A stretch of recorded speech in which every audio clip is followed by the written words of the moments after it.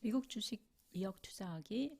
오늘은 2021년도에 제가 가장 큰 손실을 봤던 종목들인 텐센트, 그리고 파이버, 그리고 페이팔, 알리바바를 리뷰를 해보도록 하겠습니다. 어, 읽어보시고요. 종목 추천 영상 아닙니다. 저는 부가로드입니다.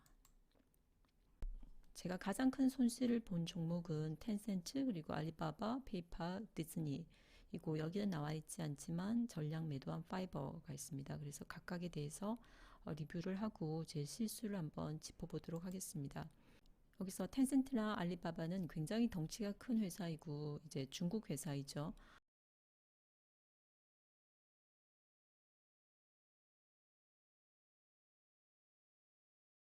P 레이쇼는 둘 다 20이 채 되지 않습니다. 이제 페이팔은 이제 유명한 핀텍 컴퍼니이고요. 레버뉴는 한 20 빌리언, 이게 마켓캡이 한 10배 정도 되죠. 그리고 어닝이라든지 이제 트레일링 12months 레버뉴가 갈수록 이제 성장하는 모습을 보이고 있긴 합니다. 근데 이제 P 레이쇼가 조금 너무 높다는 이런 점이 눈에 보이고요. 디즈니 같은 경우는 이제 코비드 이후에 사실은 이제 레븐이나 어닝, 특히 이제 어닝이 코로나 때는 이제 호텔도 닫히고 크루즈도 닫히고 리조트도 닫히고 이러다 보니까 어닝이 완전히 이제 네거티브였습니다. 그러다가 지금은 이제 파지티브로 약간 돌아서긴 했는데 아직 원래 레브뉴나 어닝을 회복하지는 못한 상태입니다. 그래서 이제 S&P 500은 코로나 전까지만 해도 한 해에 한 9%, 그리고 QQQ가 한 16.5% 이제 해마다 이렇게 증가하는 양상을 보이고 있는데요. 코로나 때는 이제 S&P가 16%, 거의 두 배 육박하는 수준을 증가했죠. 그리고 QQQ가 50%까지나 한 해 동안에 증가했습니다. 그리고 올해 같은 경우는 S&P 500과 QQQ가 각각 26%, 28%까지 증가해서 올해가 S&P 500이 굉장히 많이 증가한 해 중에 하나입니다. 이제 텐센트는 사실 이제 코로나 때 같은 경우에 QQQ를 능가할 정도로 높은 수익을 보였었습니다. 그리고 제가 투자한 시점이 2021년도 2월 달쯤이었습니다. 네, 이제 문제가 보시면 이제 파란색이 텐센트이고 이제 보라색이 QQQ, 그리고 하늘색이 S&P입니다. QQQ나 S&P가 열심히 달리고 있는 데 비해서 이제 텐센트가 이제 거의 꼬꾸라질 대로 꼬꾸라지고, 이제 텐센트의 문제는 텐센트 자체는 그 미국 주식으로 살 수는 없습니다. 그래서 홍콩 주식으로 사게 되는데 주식을 살 때 또는 팔 때 100주씩 사게 되어 있습니다. 지금 같으면 굉장히 무모한 선택을 했다는 생각이 드는데요. 어쨌든 이제 이 꼭대기에서 이제 100주를 사고 계속해서 가격이 엄청 내려갔습니다. 계속해서 가격이 떨어져서 이제 바닥이 없을 정도로 떨어졌습니다. 그리고 정말 바닥에 들어왔었다고 생각했을 때 100주를 더 샀습니다. 그래서 결국 200주가 되었죠. 근데 그 이후로도 중국에서는 이런 텍 컴퍼니를 집중 단속하겠다라는 말이 나오면서 주가는 회복될 기미를 보이지 않게 되었습니다. 그리고 올해 말에 이제 현금 확보를 위해서 일부 포트폴리오를 조정을 했는데요. 이제 그 조정하는 과정에서 텐센트의 100주를 팔고 나왔습니다. 그래서 지금은 100주 정도가 남아 있습니다. 다음은 알리바바입니다. 알리바바 같은 경우도 2020년도 때 이제 계속해서 주가가 올라가다가 QQQ는 계속해서 올라가는 양상이었는데 알리바바가 이때 약간 조정이었습니다. 그래서 제가 이때 들어갔는데요. 이거를 2021년도 때 보면 이후에 알리바바는 이제 계속해서 지속적으로 지금 떨어진 양상입니다. 음, 알리바바는 지금은 50% 정도 손해를 본 종목인데요. 알리바바를 매도를 못했던 이유는 알리바바의 레븐이나 어닝은 지속적으로 성장하고 있었고 향후에도 성장할 여력이 충분하게 있다고 판단했기 때문에 결국은 매도 포지션을 못 취한 건데요. 다음은 파이버입니다. 이제 파이버 같은 경우가 중소형 주가 모멘텀에 있는 것을 추격 매수했었을 때 나오는 결과를 볼 수 있는 예라고 볼 수가 있는데요. 음, 지금과 같으면 아마 파이버 정도의 회사는 잘 사지 않을 것 같습니다.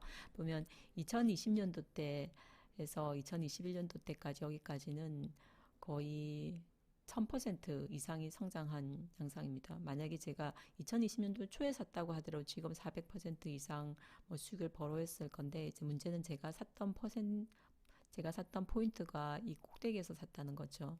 그래서 이 꼭대기에서 사고 그 이후에 계속해서 떨어졌습니다. 계속해서 떨어지고 일시 반등할 때 이제 재빨리 팔고 나왔습니다. 전량 매도를 했고요. 그 이후에도 이제 파이버는 지속적으로 떨어졌다 올라졌다를 반복하다가 지금은 거의 처음에 샀던 가격의 거의 3분의 1 수준으로 지금 떨어져 있습니다. 페이팔 같은 경우도 이제 작년 코로나 때 이제 핀텍 컴퍼니의 열풍이 불면서 이제 주가가 급등한 주식 중에 하나인데요. 2021년 2월달 역시 제일 높을 때 제가 들어갔죠. 이후에 계속해서 가격이 떨어져서 일부 이제 매도를 했었습니다. 매도를 하고 다시 떨어지고 약간 반등할 때 다시 매도를 했습니다. 하지만 이후에 약간 크게 반등했었을 때 결국 이 점을 놓치고 그 이후에는 지속적으로 지금 떨어져 있는데요. 떨어져 있는데 지금은 이제 원래 샀던 포지션의 20개에서 10개 정도만 유지를 하고 계속해서 가지고 있습니다. 그래서 이 주식들을 지금 다 정리해야 되나 하는 고민을 지금도 하고는 있는데요. 이제 5 같은 경우에는 이제 레버뉴가 1 빌리언도 되지 않는 회사입니다. 그리고 어닝도 네거티브이고요. 물론 지속적으로 레버뉴가 개선되고 있긴 하고, 그리고 온라인에서 이제 프리랜서로 일할 수 있다는 점은 향후에도 뭐 분명히 어떤 강점으로 작용은 할 것 같습니다. 그 지금의 저 같은 경우는 이제 레버뉴가 1 빌리언 이하라든지 이제 어닝이 네거티브인 회사에는 이제 잘 투자를 하지 않기 때문에 모멘텀에 있는 중소형주를 추격 매수하는 것은 피해야 될 행동 중에 하나라고 생각을 하고 있습니다. 페이팔 같은 경우는 주가가 많이 떨어지긴 했지만 이제 레버뉴나 어닝을 봤었을 때 안정적으로 증가하고 이제 어닝도 안정적으로 증가하고 2020년 이후에 그리고 트레일링 12month의 레버뉴나 어닝도 여기에 비해서 나쁘지 않습니다. 계속 지속적으로 잘 성장하는 모습을 보이고 있고요. 그래서 지금 가지고 있는 포션을 다 팔아버리지는 않을 것 같긴 하고 우선은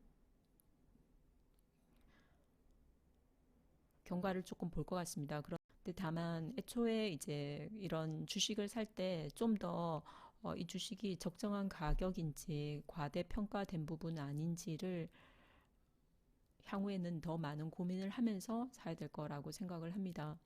디즈니 같은 경우는 지금은 P 레이쇼가 거의 100이 넘는데요. 이거는 2020년도 때 어닝이 너무 안 좋았기 때문이고 2021년도 때 어닝도 지금 현재 원래 어닝을 회복하지는 못하고 있습니다. 하지만 어쩌면 코로나가 끝난다면 디즈니 같은 경우는 이제 뭐 리조트라든지 또는 리조트가 또 열리게 되면 여러 가지 디즈니 어떤 상품들 그리고 뭐 크루즈라든지 호텔 또 어뮤즈먼트 파크 이런 것 같은 것들에 대한 소비도가 엄청나게 높아질 수 있는 면도 있기 때문에 디즈니 같은 경우도 손해는 지금 보고 있긴 하지만 당장은 팔지는 않고 그냥 유지하면서 볼 생각입니다. 다만 코로나가 지금은 우리가 생각했던 것보다 좀 더 오랜 기간 갈 수 있다는 이런 예측도 있어서 내년까지도 제대로 주가가 회복되지 않을 수도 있겠다라는 생각은 조금 해보고 있습니다. 다음은 알리바바나 이제 텐센트입니다. 알리바바나 텐센트는 보시는 것처럼 이제 레버뉴라든지 어닝도 좋은 성적을 보고 있고 물론 이제 알리바바의 어닝은 2020년도에 비해서 약간 주춤한 양상을 보이기는 하는데요. 텐센트 같은 경우도 이제 레버뉴나 어닝이 지속적으로 이제 성장을 하고 있고 알리바바나 텐센트 같은 경우는 중국뿐만 아니라 세계적으로도 규모가 손꼽히는 테크 컴퍼니 중에 하나입니다. 하지만 중국 주식의 경우 미국 주식에서 따르는 일반적인 개념, 즉 기업이 건실해서 충분한 매출과 수익을 올리는 경우 주가는 결국 따라온다라는 이런 일반적인 개념을 반드시 따르는 것은 아닌 것 같아서 추가적인 매수는 지금 할 생각은 없고요. 이제 피터 린치가 주식 투자를 할 때 어리석고 위험한 12가지 생각을 꼽은 게 이제 있었는데요. 지금 저한테 이제 와닿는 게 내릴 만큼 내렸으니 더는 안 내려라는 생각. 그러니까 가격이 바닥이라도 지하실이 항상 있다는 생각을 항상 해야 될 것 같습니다.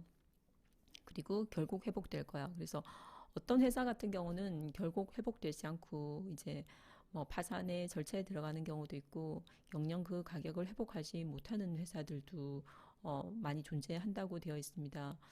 그래서 어떤 손실을 봤었을 때 적절한 시점에 매도를 잘 하는 것도 이제 중요한 부분인 것 같은데 아직은 그런 부분에 대해서는 제가 제대로 판단이 서지 않는 것 같습니다. 그리고 손해를 본 대부분의 종목들은 사실은 올해 2월 달에 거의 다 샀습니다.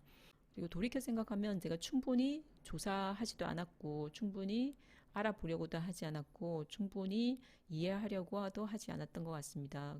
그래서 그런 종목들을 샀을 때 당연히 이제 상당히 큰 금액을 들이면서 샀죠. 그런데 그 큰 금액을 들여서 어떤 전자 물품을 산다면 정말 많은 리서치를 하면서 샀을 건데 그런 충분한 리서치를 하지 않고 이제 샀다는 게 이제 저의 패착이었던 것 같습니다. 그래서 향후에는 좀 더 기업과 시장과 그리고 주식에 대한 충분한 이해와 좀 더 집중적인 공부를 하고 주식을 사야 되겠다고 생각을 하고 있습니다.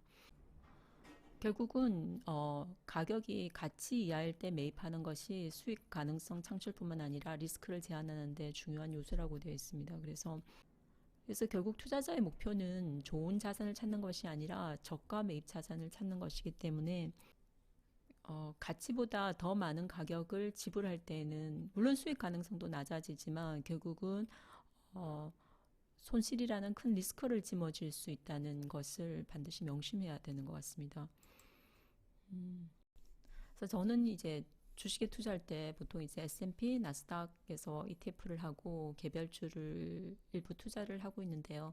향후에는 좀 더 전체적인 시장과 그리고 기업과 그리고 주식을 이해하기 전까지는 ETF에 좀 더 넓은 부분을 투자를 하고 각각의 종목에 대해서는 좀 더 치열하게 공부를 하면서 주식에 투자를 해야 될 것 같습니다.